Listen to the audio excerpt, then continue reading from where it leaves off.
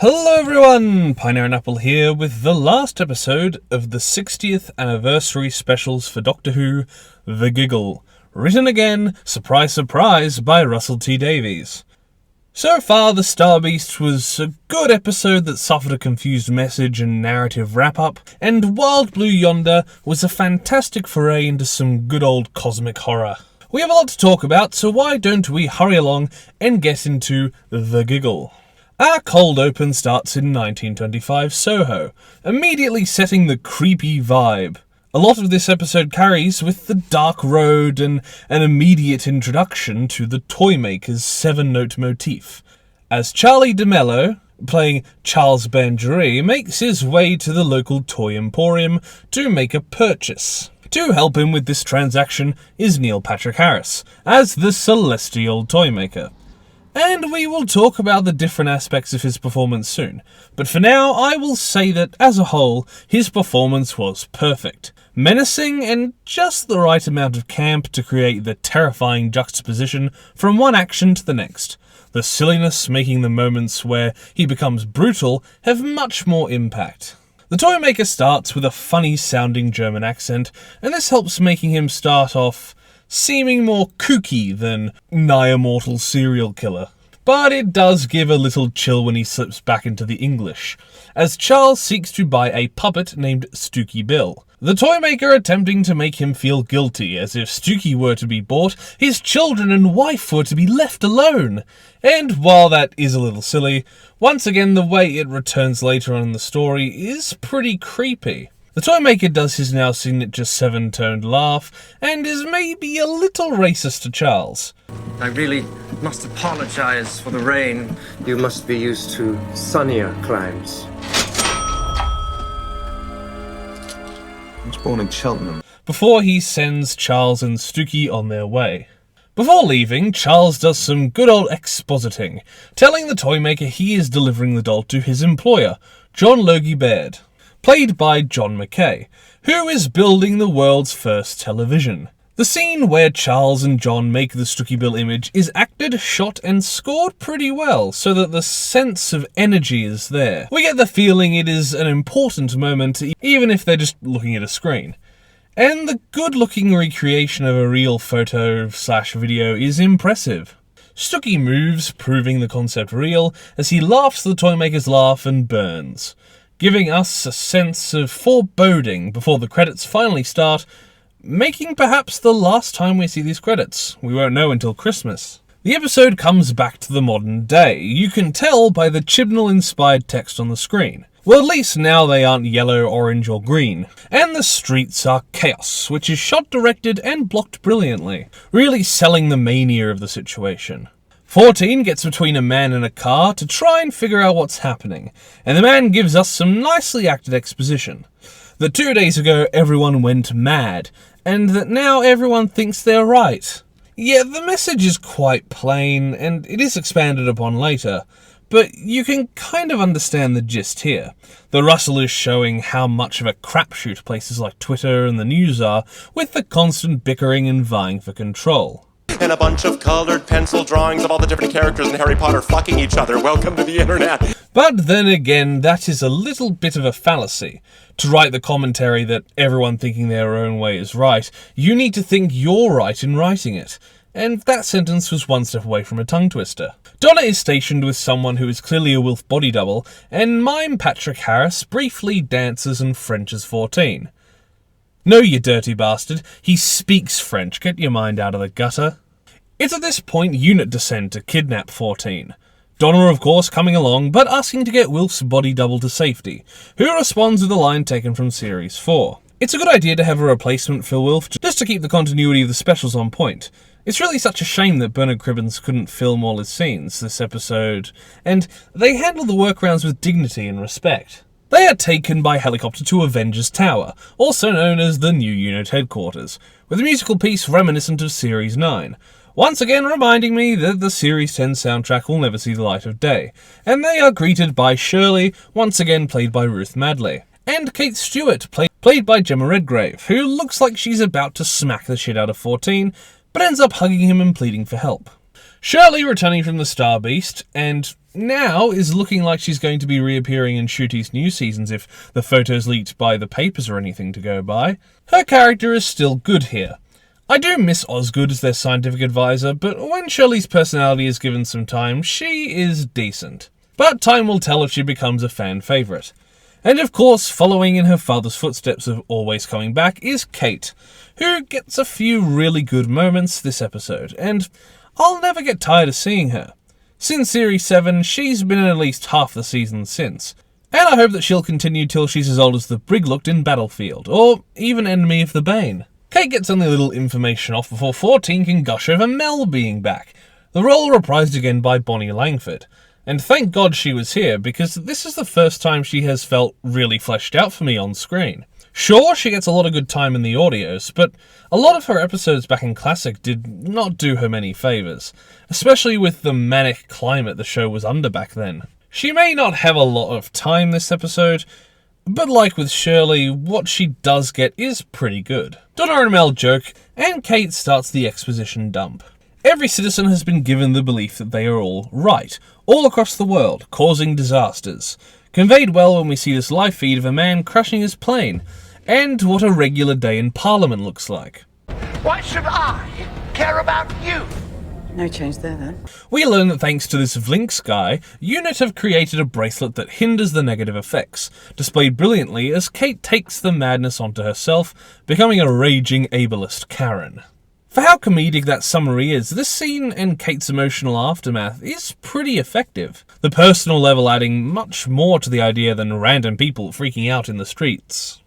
This wave is generated in the brain of those who haven't had a lot of TARDIS travel, and we get a great return of Trinity Wells, who is looking more like modern J. Jonah Jameson from the Tom Holland Spider-Man films than the reporter she was. Showing now that the people are so emotional, they jump to the conclusion UNIT is corrupt, as said in the previous review, something that set photos hint towards being a future plot point in the show. The wave is analysed and had appeared the same day the whole world was finally fully satellite covered. Meanwhile, Donna notices the wave is actually a musical arpeggio. So after a reference to Series 3, Mel gets to show off her singing chops that got her the job from 24 Carat, and Shirley finds where the tune and subsequent creepy laugh is from, the first television image, Stuggy Bill. Every human recognises the palindrome, and 14 makes the discovery why the laugh is so familiar. It's in every screen, TV, phone, tablet. Got a screen, you got a Stooky. And the demonstration he gives does well to demonstrate the scale of an infiltration like this. 14 gives an ominous speech about the Toymaker, and then starts a diatribe on how bad humans are out of left field. I mean, he is right, but with the exception of this great line, Using your intelligence to be stupid. it doesn't really fit in the scene or is segued too smoothly. But at least it matches to the message. Kate gets the Doctor's permission, I assume as President of the World, to shoot the satellite out of the sky, setting up a galvanic beam, whatever that is, to shoot it down. And we get the impressive visual of the helipad moving so they can set it up. A pretty clever use of the tower.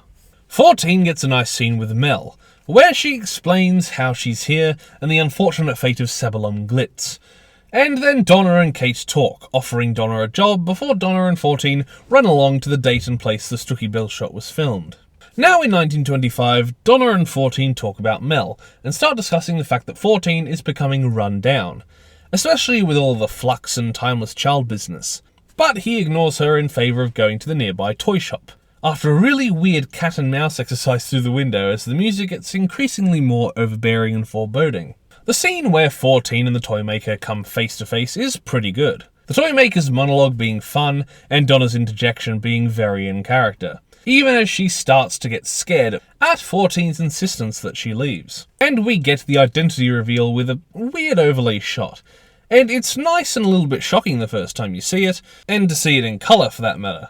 And it certainly helps give a little information for anyone who doesn't know the Toymaker to infer he was a first Doctor villain, but upon seeing it again it is a little abrupt and distracting. But the current actor's performances sell it well, especially as the Toymaker leaves, making his laugh, and forcing 14 to jump the counter with considerable effort. Oh, my head! Luring 14 and Donna into an endless hallway of doors. A doorway, if you please. And they have a nice heart-to-heart about his first encounter with the Toymaker, pretty much doing all it can to ignore divided loyalties, the Nightmare Fair, and a handful of comics.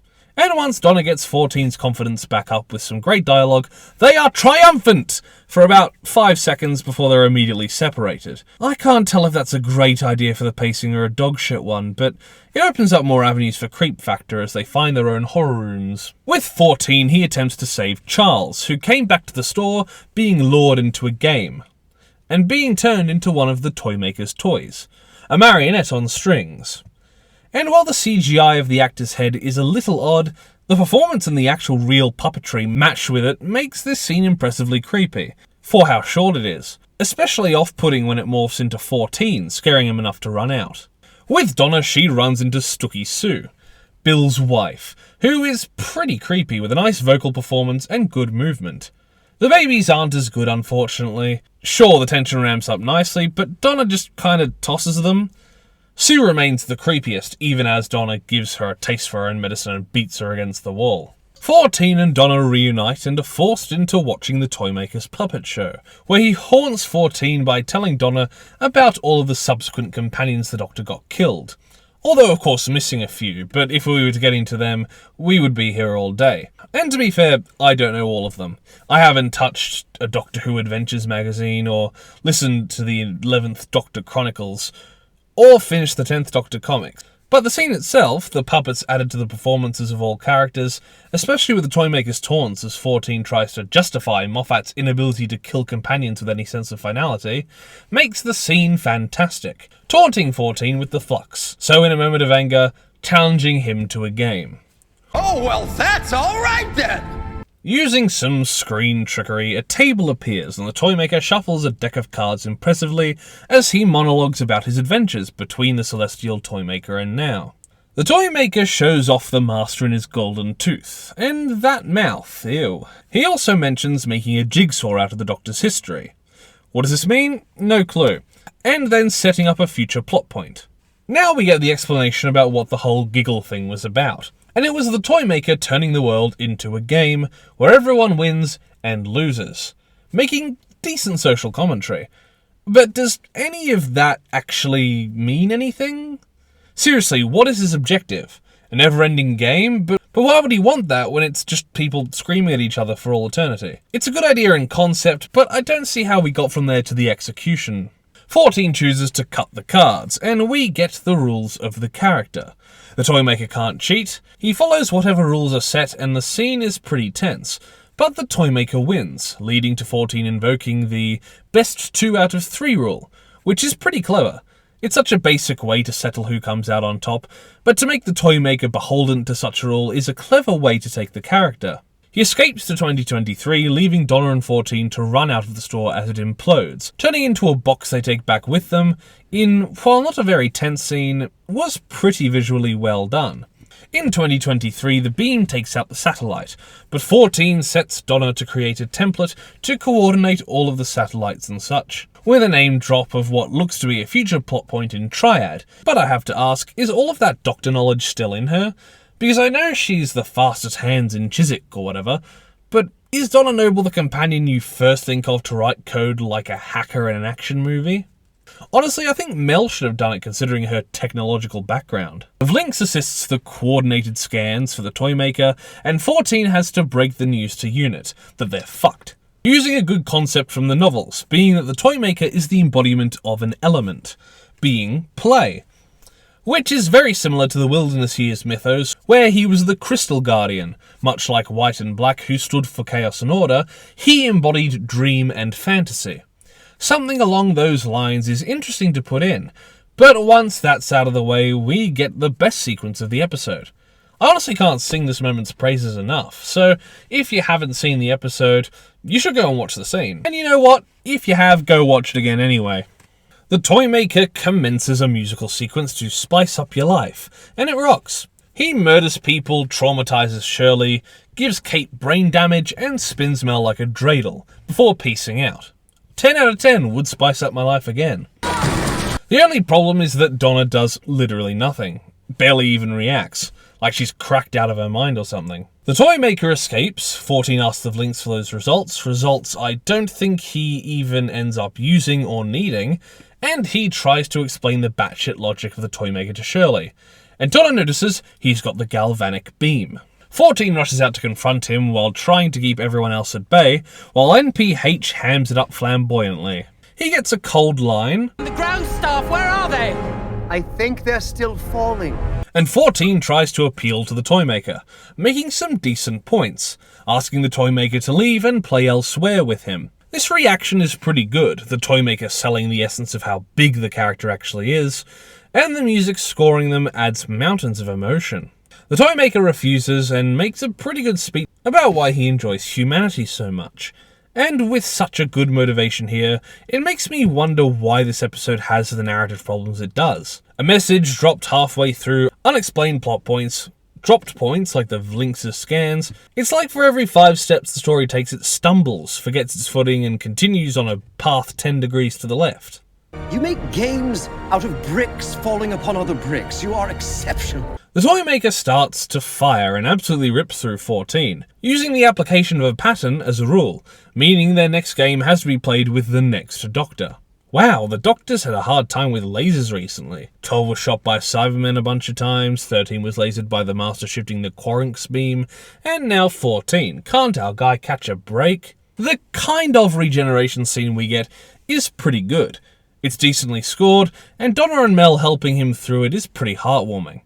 But of course, it's David Tennant, and even though he gets a good last word, directly opposing 10s, David sticks around as 14, and 15 is pulled from him in a very strange moment. It's good to see Ncuti, but before even talking about him, we have to talk about the bi-generation. The effects are average, but the initial explorative camera movement was impressive.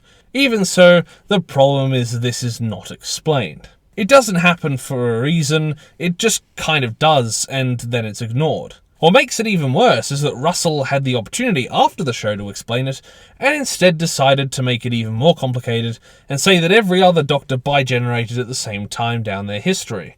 Meaning every Doctor now has a not dead version of them running around, making the timeline look less like a straight line numerically, and now looks like this bad mock-up I drew in paint. I suppose this explains how we get non-canonical stories canonized, like the aforementioned Nightmare Fair perhaps, its alternate timelines, what is apparently being referred to as a Doctorverse, which I suppose is an alright idea, although a little uninteresting nowadays due to the focus on multiverses in films and other media in the past few years. But this isn't the way to go about it. There is a mention from Ncuti later on that kind of infers that 14 will die at a later point, and then 15 will pop up at this moment, and that's how 15 regenerates and appears. But that's not really a solid explanation, more just a line being inferred. Even on the after shows like the podcast, Russell has been quoted as having theories. But he is the showrunner. He shouldn't be working with theories. Playing with them? Teasing them? Maybe. But to put something on our screens, not explain it, and then tell us it could be something, and not actually explain it, much like the resolution of his commentary in The Star Beast, is lazy. Even if in isolation here. If it were explained, it would be more interesting than frustrating. Putting aside that mess, having the two of them interact with each other is pretty fun, and their little interaction with Mel and Donna is pretty good. A nice attention to detail is that 15 takes 14's tie and shoes, gets his own shirt, but doesn't get any pants, while 14 keeps his. But if you look carefully when they separate, goes barefoot. And at least it works pacing-wise. As usually it would be much further into the episode when 14 regenerates, meaning we get the time to let 14 win along with 15. Instead of 15 continuing where 14 left off, even though it does sort of devalue 14's win. Their matching energy is great, and we get the non-explanation of bi-generation before they challenge the Toymaker to a game, which is a cool moment. But something I just don't understand is my hatred of the line, And according to the rules, you can't say no. It's weird because that line, while a little bare bones, works in the context, but as soon as I read it in the leaks, I thought, nope, that sucks. And now hearing it, even in context, I just can't make my way around it. I may really like this episode, even with its shortcomings, but I just can't grasp why I hate that so much. It's irrational. This is completely irrational. The toy maker is challenged to a game of catch, referencing the balls from earlier, and it's honestly pretty cool for a game of catch. The energy of the action is encompassed well, keeping the life and death tone while still being fun and energetic. I honestly never thought a game of catch could be this tense, but I'm sad they removed 15's one-handed cartwheel, and I love his reaction to the toy maker's mugging. Eventually, the toy maker fails to catch the ball, and it goes off the edge of the building, the doctors banishing him in cruel fashion, Mel putting him in the box, and Kate taking it away and binding it in salt. How that works and how Kate knew it would work, I don't know, but we get to see everything's alright as Charles is free back in Soho as Stooky Bill burns, and the giggle recedes from everyone in present time. 15 comforts a mourning 14, looking like he's about to kiss him for a hot second, but hugs him and walks him and Donna back to the TARDIS. We see the Master has escaped the toy maker, still in the gold tooth, and we hear the laughs of what can be assumed is a few previous Masters. But a nail-painted hand takes the tooth. Although considering the position of the tooth, it's a mystery who did it since they'd have to be floating, but I think it's an homage to the ending of Series 3 and a teaser for the future, not a serious dramatic reveal, so I can't really be mad at the unoriginality of it or the lapse in logic it is. Now all together in the TARDIS, 14 shows 15 around, and tries to figure out what they're gonna do now. 15 shows his concern for 14's mental health in a pretty good speech. Of course it's full of references, but the emotion is there. Even a mention of Sarah Jane's death. And although 15 is alright, he knows that 14 needs to get his shit together, and Donna offers him to stay. A perfect joint to the best friends dynamic they have, and it works. 14 is different to 10, this is a totally different performance, and it works for the character, especially with Donna's final delivery. Do you know Molly?